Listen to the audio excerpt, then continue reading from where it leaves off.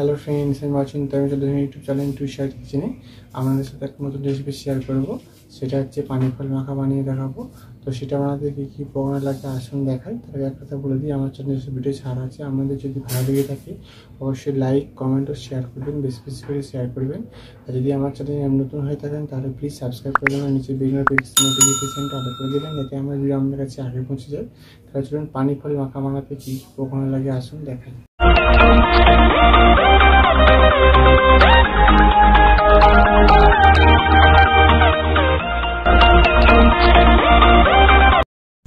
চলুন তাহলে পানি ফল মাখা রেসিপিটা বানাতে কি কি উপকরণ লাগে আসুন দেখায়। তার আগে একটা কথা বলে দিই, ভিডিওটা প্রথম থেকে শেষ অবধি দেখার অনুরোধ রইল। তার জন্য রেসিপিটা শুরু করে কি কি উপকরণ লাগে আসুন দেখিয়ে দিই।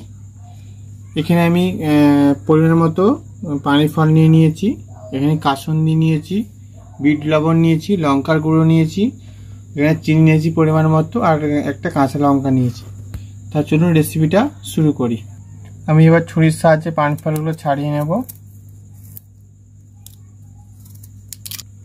এই সব পানি ফলগুলো ছাড়িয়ে নিয়েছি। এবার আমি এইভাবে একটু খাদি করে দেবো, সবগুলোই খাদি করে দেবো।